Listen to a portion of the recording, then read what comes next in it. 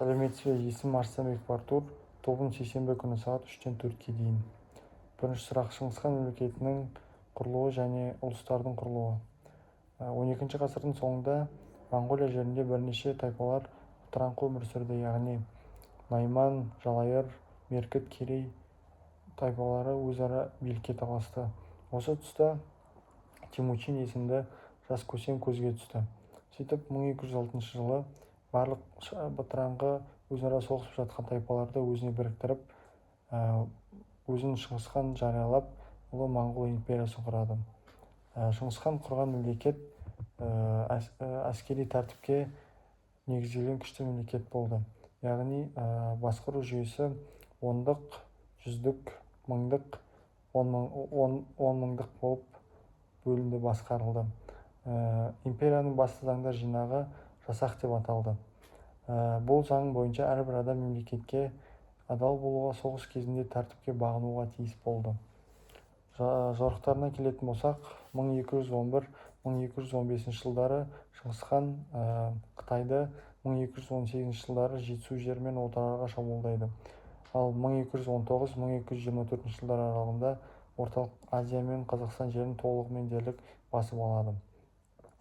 Жаулап алған ұлан-ғайыр жерлері Шыңғысхан өзі қайтыс болғаннан кейін 4-ке бөлініп ұрпақтарына қалады. Яғни ертістен бастап батысқа дейінгі Дешті Қыпшақ жері толығымен Жошы ұлысына кіреді. Жетісу мен оңтүстік Қазақстан Шағатай ұлысы, ал Ертіс пен Тарбағатай аймағы Үгедей ұлысына кірсе, Моңғолия мен Қытай жері Төле ұлысына кіреді. Ал Моңғолиядағы ұлыс барлық ұлыстардың билеушісі саналып, басты ұлыс болып есептелді. Келесі сұрақ: Алтын Орда мемлекетінің тарихы мен Ноғай ұлысы.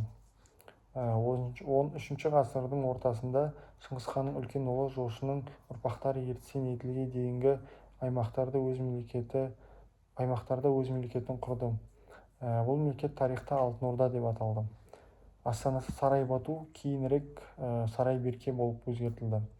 Алғашқы ханы Батый хан болды. Ол 1236-1256 жылдар аралығында билік етті. Оның кезінде Алтын Орда Еділ бойынан Дунайға дейінгі жерлерді алып жатты. Келесі билеушілердің ішінде ерекше рөл атқарған ол Берке хан. 1256-1266 жылдар аралығында билік етті.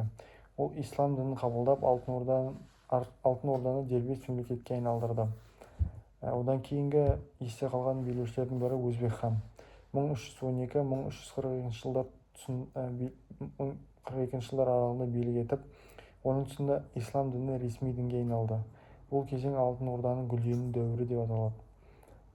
Сауда, қолөнер, қала мәдениеті дамып, елде бейбіт өмір орнады. Алайда 14 ғасырда билік үшін талас басталып, ұлы дүрбелең туды.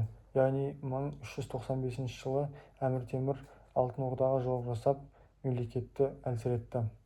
15 ғасырда Алтын Орда бірнеше дербес хандықтарға бөлініп кетті. Солардың ішінде олар Қазан, Қырым, Астархан, Сібір хандығы және Ноғай ордасы болып бөлінді. Ноғай ұлысына келетін болсақ, Ноғай ұлысы 14-15 ғасырлар аралығында өмір сүрді. Алтын Орданың батыс бөлігінде Еділ мен Жайық өзендерінің аралығында құрылды. Орталығы Сарайшық қаласы болды. Оның халқын Маңғыт, Қыпшақ, Найман сияқты түркі тайпалары құрады. 15 ғасырдың аяғында Ноғай ордасы әлсіреп, оның бір бөлігі Қазақ хандығының құрамына қосылып кетті. Келесі ол бізде Моғолстан және Әмір Темірдің жорықтары. Моғолстан мемлекеті 14 ғасырдың ортасында Жетісу мен Шығыс Түркістан аумағында пайда болды. Оның негізін қалаған Дулат тайпасынан шыққан Болатшы әмір, ал алғашқы ханы Тоғылық Темір болды. Тоғылық Темір өзі 1348-1362 жылдар аралығында билік етті.